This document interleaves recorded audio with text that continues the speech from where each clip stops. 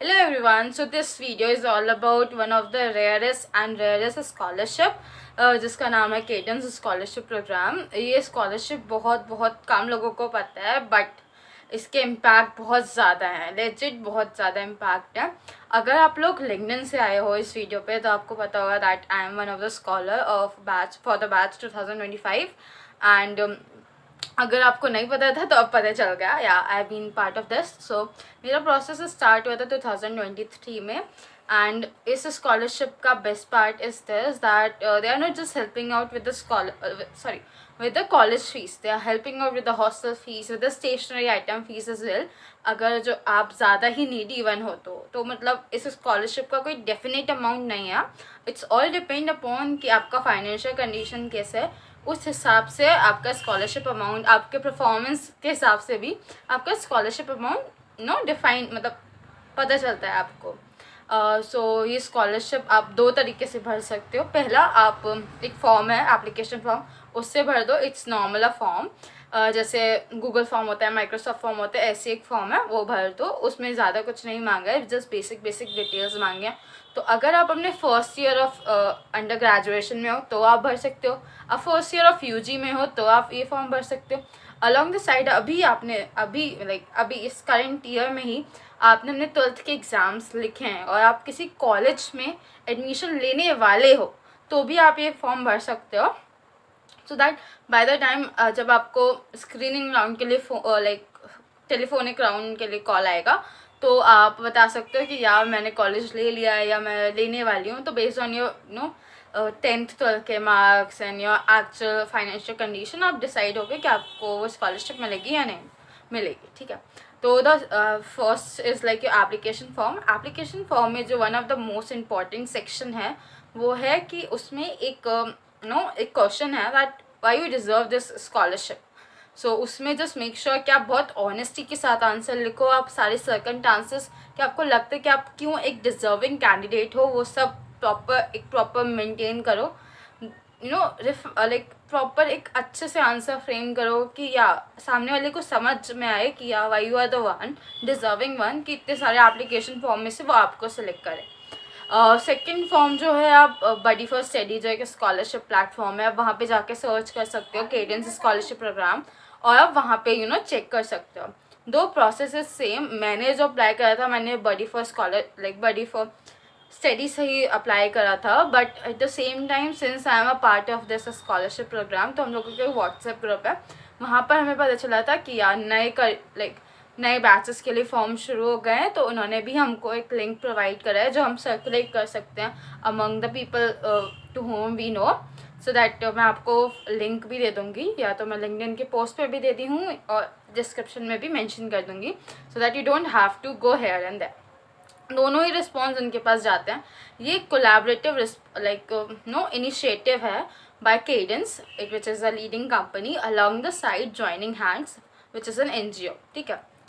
So the part is like कि first में मुझे आया था एक फ़ोन कॉल आया था, मैंने एप्लीकेशन फॉर्म भर दिया था एंड इज़ जस्ट मेरे को फ़ोन आया था in the month of June या जुलाई, जून के एंड या जुलाई के स्टार्टिंग में, मुझे प्रॉपर याद नहीं, बट जो लास्ट डेट है इस साल के लिए 30 अप्रैल है। तो जस्ट मेक श्योर कि 30 अप्रैल से आप पहले भर दो। और ये सब जगहों के लिए नहीं है ओपन, इट्स जस्ट कि अगर आपका कॉलेज दिल्ली में है या आप दिल्ली के कॉलेज में एडमिशन ही लेने वाले हो, या आप NCR के कॉलेजेस में या हैदराबाद या कुछ पर्टिकुलर सिटीज़ ही हैं वहीं तक के लिए आप उन्हीं कॉलेज में आप लेने वाले हो तभी आप आगे मूव अहेड कर सकते हो, वरना you have to look for other scholarship as well. हर स्टेट बोर्ड की भी अपनी स्कॉलरशिप होती है, लाइक यूपी का अपना यूपी स्टेट बोर्ड का स्कॉलरशिप होता है, तो दैट इज़ ऑल्सो फाइन।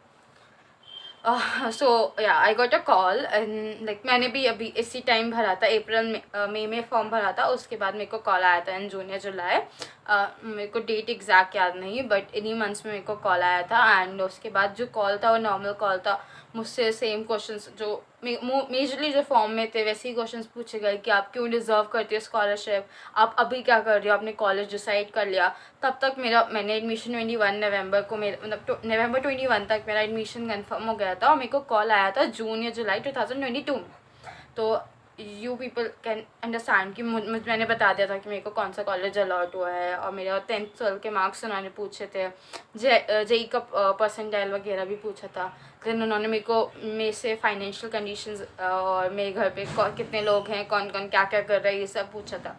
उसके तुरंत उन्होंने मुझे बोला, क्योंकि उस टाइम मैं कॉलेज से लाइक अपने हॉस्टल आ रही थी, तो उन्होंने बोला कि आप थोड़ा फ्रेशन अप हो जाओ, उसके बाद हम आपकी मॉम को वीडियो कॉल करते हैं, मतलब आप वीडियो कॉल कर लेना, हमें भी ज्वाइन अप कर लेना उस वीडियो कॉल में। सो हम 3 लोगों ने एक वीडियो कॉल करे, उधर के ऑर्गेनाइजेशन के लोगों ने, जो बेसिकली ज्वाइनिंग हैंड के ही मेंबर्स थे जो सिलेक्ट करते हैं, मैं थी और मेरे मम्मी थी कॉल पे, वीडियो कॉल पे। तो इन्होंने घर की कंडीशन देखी, फिर उन्होंने जो क्वेश्चंस मुझसे पूछे थे वैसे ही क्वेश्चंस मम्मी से पूछे, सो दैट वो क्रॉस डबल चेक करने के लिए कि जो मैंने इन्फॉर्मेशन प्रोवाइड करी या जो एप्लीकेशन फॉर्म में है वो रियलिटी में है या फिर just made up stories types. और उसके बाद यही कॉन्वर्जेशन हुई। देन उन्होंने बोला ठीक है, हम आपको बता देंगे if you move ahead with the first process, like with the further process.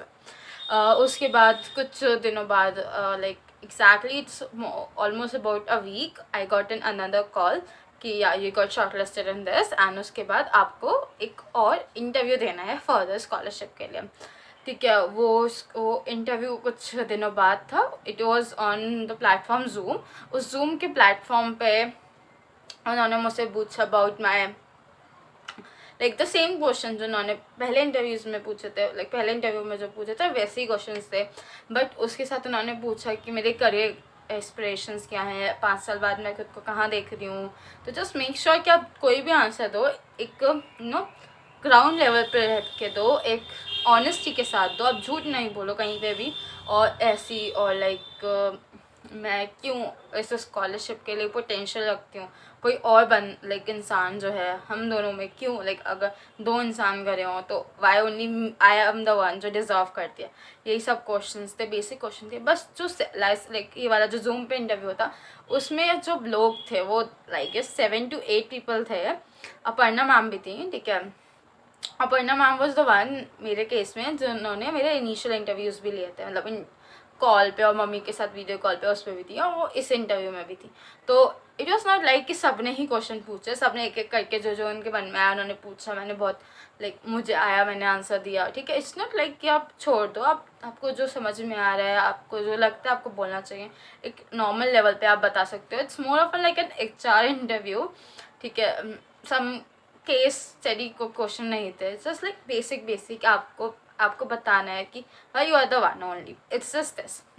उसके बाद कुछ दिन बाद मेरे को एक व्हाट्सएप कॉल आया, वो सॉरी व्हाट्सएप मैसेज आया, और उस पर वो सचिन सर की तरफ से था, और उस पर लिखा था दैट या you got short listed for this scholarship, और अब आपका एक ओरिएंटेशन प्रोग्राम है जो कि कल 5:30 बजे से, तो आपको उस प्रोग्राम में ज्वाइन करना है। So the best part about this scholarship is that I got some good amount of scholarship that helped me in paying my hostel fees, my college fees. At the same time I'm able to don't even ask my mom about the having that tension about the scholarships, like कि मुझे और कोई भी scholarship भी भरनी है। यही scholarship मेरे लिए बहुत sufficient था through out my 2nd year 3rd year and 4th year.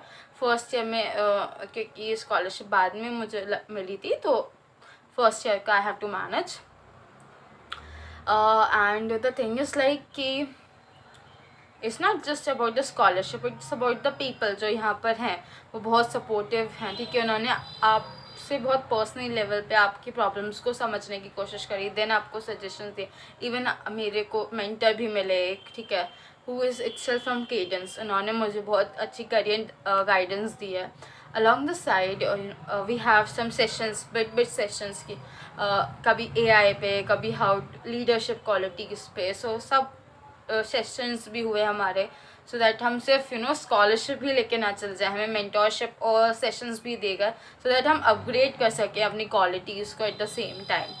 And this is the whole thing. अभी तो I got my I am being a formal scholar, but still if you have any of the query you can comment out in the comment section. I will happy to answer them, and just don't forget to fill the form before 30th, so that you can being able to get the scholarship as soon as possible, because sometime जब हम delay करते जाते हैं चीज़ों को तो delay होती जाती है। मे बी आपको 30th के बाद याद आए तो बेटर है कि आप जब ये वीडियो देखो तभी स्कॉलरशिप के लिए अप्लाई कर दो।